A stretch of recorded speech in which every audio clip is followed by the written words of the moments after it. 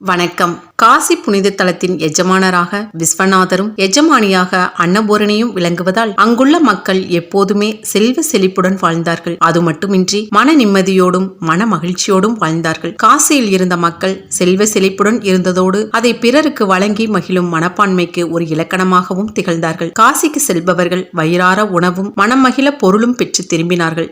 எனவே காசி தலத்தின் புகழ் பாரத தேசம் முழுவதும் பரவியது. வேதங்களை 4ஆக பகுத்தும் மகாபாரதம் புராணங்கள் ஆகியவற்றை இயற்றியும் நமது மதத்திற்கு பெரிதும் சேவை செய்தவர் வியாச பகவான். காசியில் பசியால் வருந்துபவர்களே கிடையாது. பணவசதி படைத்த மக்கள் அங்கு எப்போதும் ஏராளமான தான தர்மங்களை செய்தபடியே இருப்பார்கள் என்று அடிக்கடி காசி தலத்தை மக்கள் வானளவு புகழ்ந்து பேசுவது வியாச பகவானின் காதிலும் விழுந்தது. இவ்விதம் காசியின் மகத்துவத்தை பற்றி பலரும் பல்வேறு சந்தர்ப்பங்களில் சொல்ல கேட்ட வியாசர், என்ன இவ்வளவு பெருமைகளும் கொண்டதாக இந்த உலகத்தில் ஒரு இடம் இருக்க முடியுமா? மக்கள் காசியை பற்றி சொல்வதில் எவ்வளவு தூரம் உண்மை இருக்கிறது என்பதை நானே ஒரு தடவை நேரில் சென்று பார்க்க போகிறேன் என்று தமக்குள்ளாகவே தீர்மானித்துக் கொண்டார். ஒரு விஞ்ஞானி தான் கேள்விப்பட்டிருந்த முடிவுகளை பரிசோதனை சாலையில் ஆராய்ந்து பார்ப்பது போல வியாசர் காசியின் மகத்துவத்தை தாமே நேரில் சென்று பரிசோதிக்க விரும்பினார். வியாச பகவான் காசிக்கு செல்வது பற்றி தமது முடிவை சீடர்களிடம் தெரிவித்தார். குருநாதரின் முடிவை கேட்டதும் விதவிதமான சுவை மிகுந்த உணவு வகைகள் ஏராளமாக தங்களுக்கு கிடைக்கும் என்ற எண்ணம்தான் சீடர்களின் உள்ளத்தில் தலை தூக்கி நின்றது. ஆகவே அவர்கள் வியாசரின் யோசனைக்கு மகிழ்ச்சியுடன் தங்களின் பரிபூரண சம்மதத்தை தெரிவித்தனர். வியாசருடன் சீடர்கள் அனைவரும் மிகுந்த ஆவலுடன் காசிக்கு புறப்பட்டார்கள். ஒரு நாள் காலையில் வியாசர் தமது சீடர்களுடன் காசி வந்து சேர்ந்தார். அங்கு முதல் வேளையாக ஒரு தர்ம சத்திரத்தில் தங்குவதற்கு அவர்கள் ஏற்பாடு செய்து கொண்டார்கள். பின்னர் அனைவரும் கங்கையில் நீராடிவிட்டு பிச்சை சேகரிப்பதற்காக ஊரின் பல பாகங்களுக்கு பிரிந்து சென்றனர். அன்று மாலை வியாசர் உட்பட அனைவரும் பசியால் வாடிய முகத்துடன் தங்கள் இருப்பிடமான சத்திரத்திற்கு திரும்பி வந்தனர். பின்பு ஒருவருக்கொருவர், அன்றைய தினம் நாம் பிச்சைக்கு சென்ற போது பெற்ற அனுபவம் போன்றவற்றை தங்களுக்குள்ளாகவே கலந்து பேசிக் கொண்டார்கள். அப்போது அவர்கள் ஒருவருக்கு கூட ஒரு கவளம் உணவு கூட பிச்சையின் போது கிடைக்கவில்லை என்ற விவரம் அவர்களுக்கு தெரிய வந்தது. அத்தனை பேரில் ஒருவருக்கு கூட ஒரு கவளம் உணவும் பிச்சையாக கிடைக்கவில்லை என்ற விவரம் அவர்களுக்கு பெரிதும் வியப்பை தந்தது. அவர்களால் அதை நம்பவே முடியவில்லை. ஒருவேளை இன்றைய தினம் இல்லறத்தவர் பிச்சையிடக்கூடாது என்ற சாஸ்திரங்களில் தடை விதிக்கப்பட்ட நாளாக இருக்கக்கூடும். அதனால்தான் இன்று ஒருவருமே பிச்சையிடவில்லை என்று ஒருவர் கூறினார். அதை மறுத்த மற்றொருவர், பிச்சையிடக்கூடாது இந்நாள் என்ற சாஸ்திரங்களில் எந்த நாளும் குறிப்பிடப்படவில்லை என்றார். இவற்றை கேட்ட வியாச பகவான், இன்று ஆனது ஆயிற்று, நாளை தினம் என்ன ஆகிறது என்று பொறுத்திருந்து பார்ப்போம் என்றார். இவ்விதம் அன்றைய தினம் அனைவருமே பட்டினியாக இருக்கும்படி ஆயிற்று. மறுநாள் வியாசர் உட்பட எல்லோரும் பிச்சைக்காக ஒவ்வொரு தெருவாக அலைந்தார்கள். சில வீடுகளில் பிச்சையிடுவதற்கு எங்களிடம் எதுவும் இல்லை என்று கூறிவிட்டார்கள். மற்றும் சில வீட்டார் வியாசரின் சீடர் எவரேனும் தங்கள் வீட்டு முன்னால் பிச்சைக்கு வந்து நின்றவுடனே முகத்தில் அறைவது போன்று கதவை இழுத்து தாளிட்டுக் கொண்டனர். வியாசர் உட்பட சீடர்கள் எல்லோருக்குமே இவை போன்ற அனுபவங்களே அன்றைய தினம் ஏற்பட்டன.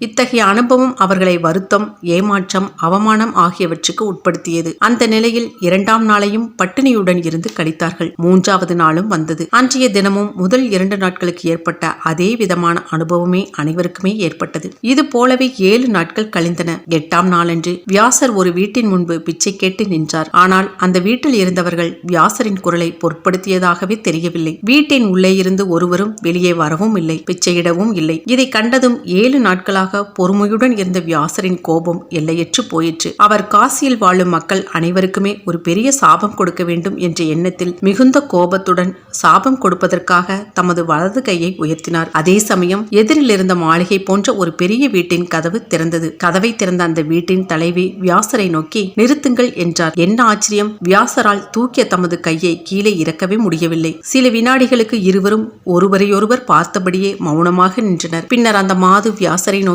புன்முறுவல் பூத்தாள். உடனே வியாசரால் தமது கைகளை பழையபடியே அசைக்க முடிந்தது. அந்த மாது அவரிடம், நீங்கள் இவ்விதம் இந்த புனித தலத்தின் மீது ஒரு காரணமும் இல்லாமல் கோபப்படுவதில் அர்த்தமே இல்லை என்றாள். வியாசர், என்ன, நான் கோபப்படுவதில் அர்த்தமில்லையா? நாங்கள் இந்த 7 நாட்களாக இங்கே பிச்சை கிடைக்காமல் பட்டினியாக இருந்து கொண்டிருக்கிறோம். இந்த ஊரில் உள்ள இத்தனை பேர்களில் ஒருவர் கூட எங்களில் எவருக்குமே பிச்சை அளிக்க முன்வரவில்லை. அப்படி இருக்கும்போது நான் ஏன் கோபப்படக்கூடாது? ஏன் சாபம் தரக்கூடாது என்று வினவினார். அந்த மாது புன்சிரிப்புடன், உங்கள் சீடர்களை எல்லாம் இங்கு என் வீட்டுக்கு அழைத்து வாருங்கள். உங்கள் அனைவருக்கும் விருந்து படைக்கும் பாக்கியம் எனக்கு கிடைக்குமானால் நான் பெரிதும் மகிழ்ச்சி அடைவேன் என்று தெரிவித்துக் கொண்டாள். வியாசர் அந்த பெண்மணியுடன் வீணாக விவாதித்துக் கொண்டிருப்பதை விட அவளது வேண்டுகோளை ஏற்றுக்கொள்வதே நலம் என்று தீர்மானித்தார். அதன்படி அவளது கோரிக்கைக்கு சம்மதம் தெரிவித்துவிட்டு தாம் சீடர்களுடன் தங்கியிருந்த சத்திரத்திற்கு விரைந்து சென்றார். அங்கே சத்திரத்தில் கடந்த ஒரு வார காலமாக பட்டினி கிடந்த சீடர்கள் பிச்சைக்கு செல்வதற்கு கூட நடக்கவும் சக்தியற்று குற்றுயிரும் குலையுறும் என்பது போல் பாதி உயிர் போன நிலையில் பசி காரணமாக முடங்கி படுத்து கிடந்தார்கள். அவர்களிடம் வியாசர் தம்முடன் உணவருந்த புறப்படுமாறு கூறினார். விரைவில் எல்லோரும் அந்த மாதின் வீட்டை அடைந்தனர். அவள் குழந்தைகளை வரவேற்கும் அன்பார்ந்த தாய் போல் அனைவரையும் வரவேற்றாள். அங்கே இருந்த பெரிய கூடத்தில் வியாசரையும் அவரது சீடர்களையும் உணவருந்த அமரும்படி கேட்டுக்கொண்டாள். வியாசரும் அவரது சீடர்களும் வரிசையாக அங்கே போட்டிருந்த ஆசனங்களில் அமர்ந்தனர். அவர்களின் எதிரில் வீட்டு தலைவியின் உத்தரவுப்படி பணியாட்கள் வாழை இலைகளை எடுத்து வந்து விரித்தனர். குடிப்பதற்கு குவளைகளில் தண்ணீரையும் வாழை இலைகளின் அருகில் வைத்தனர். ஆனால் உணவு மட்டும் பரிமாறப்படவே இல்லை. அதற்கான காரணம் புரியாத நிலையில் சாப்பிட வந்தவர்கள் அனைவரும் அந்த மாதை நோக்கி விழித்தனர். வீட்டு தலைவியும் அவர்களை உற்று பார்த்துவிட்டு, ஏன் சாப்பிடாமல் சும்மா அமர்ந்திருக்கிறீர்கள்? சாப்பிட ஆரம்பிக்கலாமே என்றாள்.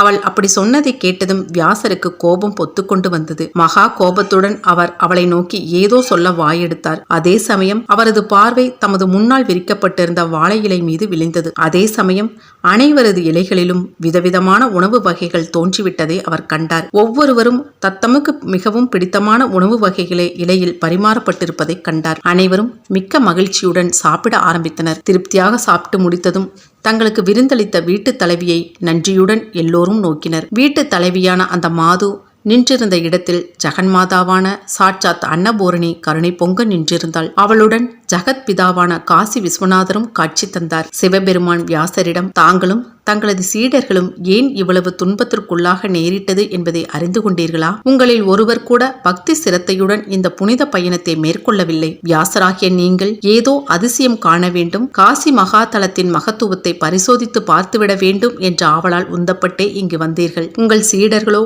நீங்கள் சொன்னதை புறந்தளவில் ஒரு காரணமாக கொண்டு அந்தரங்க உள்ளத்தில் பேராசையினால் உந்தப்பட்டு இங்கே வந்தார்கள். இத்தகைய எண்ணங்களோடு ஒருவர் காசி யாத்திரையை மேற்கொள்வது சரியாகுமா? பக்தியோடு வந்திருந்தால் உங்கள் அனைவருக்கும் ஆன்மீகமான வேறுவித அனுபவங்களே ஏற்பட்டிருக்கும் என்றார். வியாசர் தமது குற்றத்தை உணர்ந்தார். அவரும் அவரது சீடர்களும் தம்முன் எழுந்தருளி இருந்த விஸ்வநாதரையும் அன்னபூரணியையும் பக்தியோடு சாஷ்டாங்கமாக நமஸ்கரித்துவிட்டு தங்கள் ஊருக்கு புறப்பட்டார்கள்.